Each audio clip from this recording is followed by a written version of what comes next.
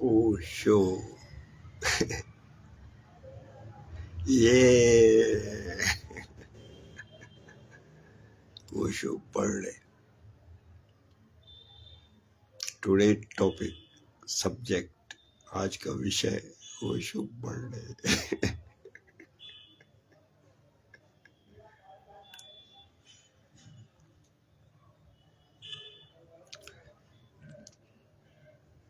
तो ये सेलिब्रेशन बहुत धूमधाम से लोग मनाते हैं। उसके सन्यासी मित्र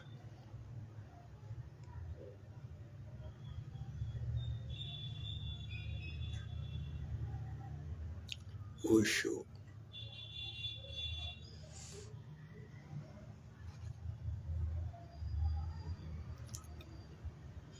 तो मैं यही बता दूं कि मैं कैसे ओशो से जुड़ा।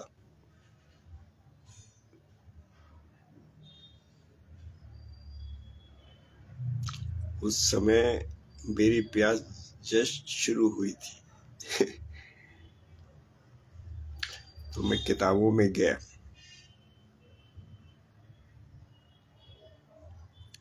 तो उन किताबों में खाली मुझे डायनेमिक के स्टेप्स मिले और कुछ भी नहीं।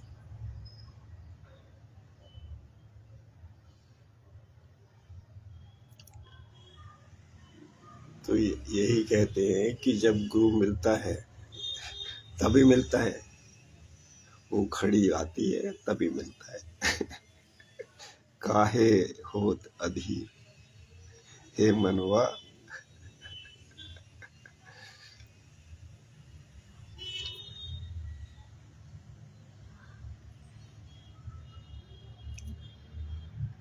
तो फिर मैं दूसरी किताबें पढ़ता रहा, दूसरे जगह के विचार देखता रहा। तो इस तरह से चला कई साल।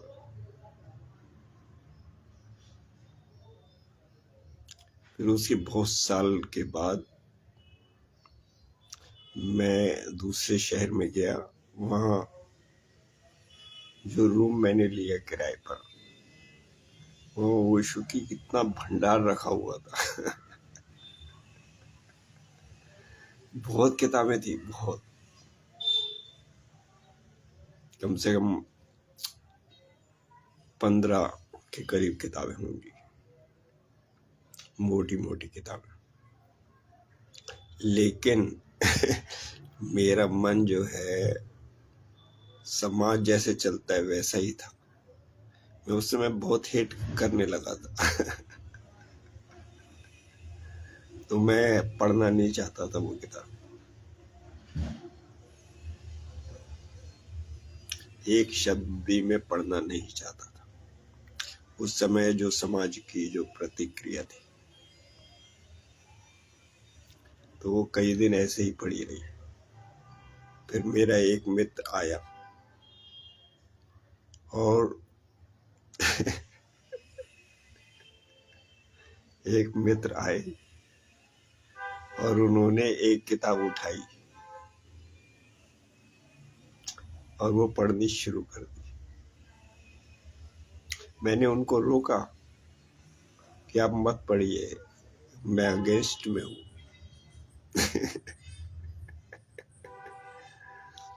तो मेरी एक नहीं सुनी, वो पढ़ना शुरू कर दिया जोर जोर से। फिर मैंने कहा ठहरो, मैं इस रूम से बाहर जाता हूँ, उसके बाद तुम पढ़ते रहना। तो मैंने एक जूता पहना, शायद जुराब डाली, मैंने एक जूता पहना और मैं दूसरा जूता उठा के शुरू किया। लेकिन उनके जो अमृत वचन उनके शब्द मेरे कानों में पड़ गए। मेरे कानों में पड़ गए वो शब्द। वो अनमोल शब्द मेरे कानों में पड़ गए। फिर मैं वहीं रुक गया, दूसरा जूता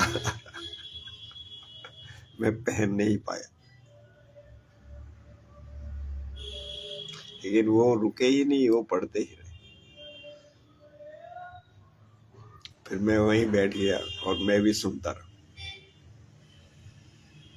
तो इस तरह से जो है, कहते हैं जब घड़ी आती है वो देखती नहीं है। वो शुभ घड़ी आ गई। फिर उसके बाद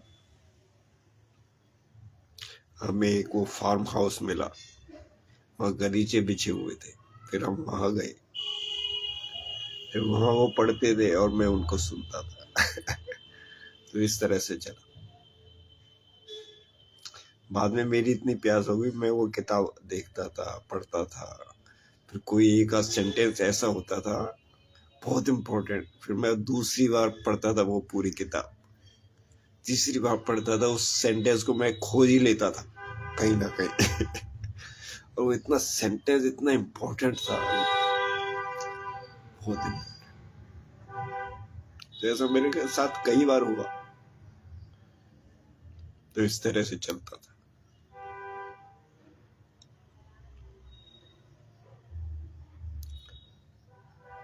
फिर मैं अपने घर दिल्ली वापस आया। वहां से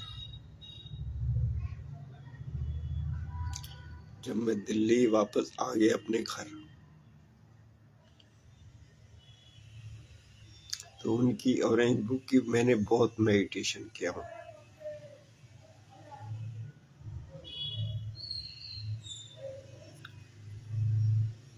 फिर एक दिन मैं पूना गया आश्रम। उस समय ओशो जी ओरेगॉन में थे। तो वहां मैंने विपश्यना ध्यान किया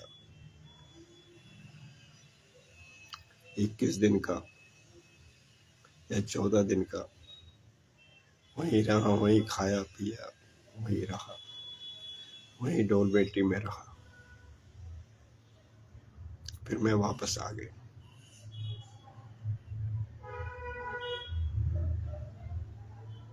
तो इस तरह से चल रहा था। फिर एक दिन मेरी सिस्टर ने बताया कि ओशो इंडिया में आ गए। अखबार में ऐसा ही आया। तो जब मैंने ये जाना, मैं खुशी से उछल गया। मैंने चलो Osho ji, you are now in India. तो इस तरह से चल रहा था।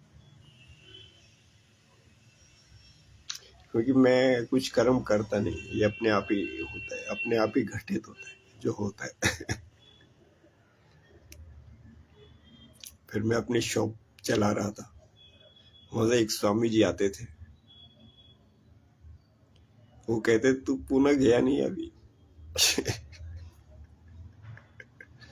फिर मैंने कहा चलो मैं चला जाता हूँ, अब आप कह रहे हैं। फिर मैं टिकट बुक कराता था, लेकिन मैं जा नहीं पाता था।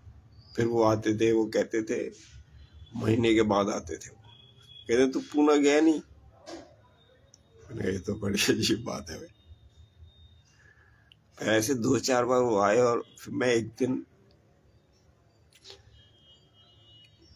अंत में मैंने एक दिन एक वो उठाया, खाली एक कैरी बैग, और उसमें 1-2 कपड़े डाले और मैं स्टेशन पे भाग गया एकदम से।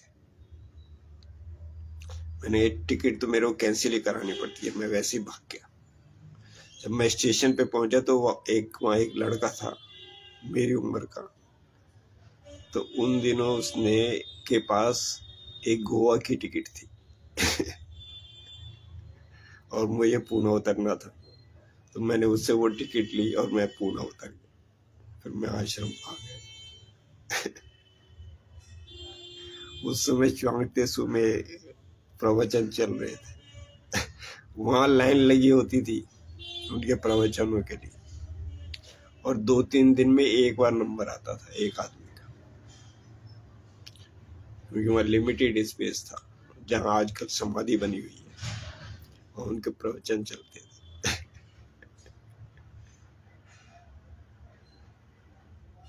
तो मैं 1 महीना वहाँ रुका। 13 तारीख को गया और 13 को वापस आ गया। 1 महीने का मेरा कमिटमेंट था। फिर मैं घर आ गया तो मैंने कहा मैं सारा कुछ सेट कर दूंगा। शॉप वगैरह का सब कुछ सेट कर दूंगा। फिर मेरे 5-6 महीने बीत गए, वहाँ कुछ सेट वेट नहीं हुआ, वहाँ तो और खराब होता गया। जितना सेट करो उतना ही खराब होता जाए। तो एक दिन मैं वहाँ लॉक लगाया और मैं पूना आ गया।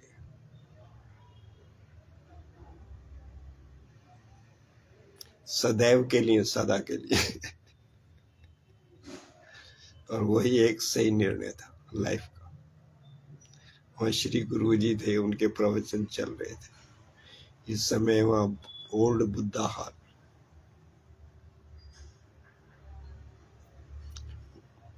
में उनके प्रवचन शुरू हो गए थे। ऊपर शामियाना लगा हुआ था,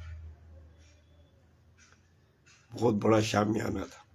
उसके नीचे उनके प्रवचन चलते थे रोजाना, सब लोग आ जाते थे। उनके प्रवचन 2 समय चलते थे, एक सुबह और एक शाम। उनका क्या वातावरण था, बहुत ही सुंदर। एक स्वर्ग बना हुआ था, वो एक एनर्जी थी, वो एक छाई हुई थी, एक एनर्जी।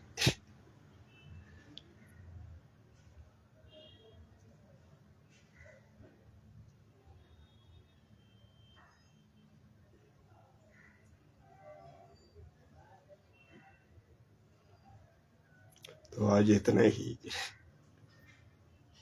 आज इतना ही।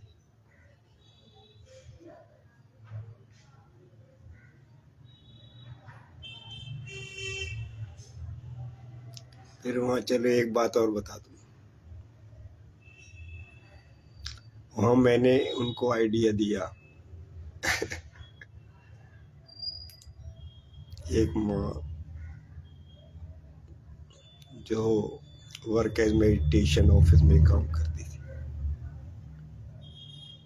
उनको मैंने आइडिया दिया, यहाँ पे जो है बुद्धा हाल में कुछ बरसात होनी चाहिए। किसी तरह से वो कागज वगैरह, बैलून वगैरह, तो उन्होंने वो शुरू कर दी। उन्होंने कागज के वो बनाए, वो जो के स्टिकर, और ऊपर उछाले, छोटे बैलून ऊपर उछाले, वो बरसते रहे। तो ये मेरी क्रिएटिविटी थी उस समय। So thank you, Osho. Thank you. You are so beautiful, Osho.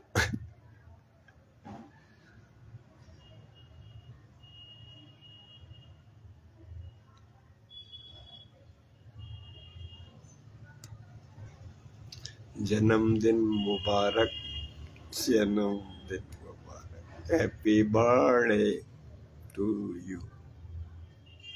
Happy birthday to you.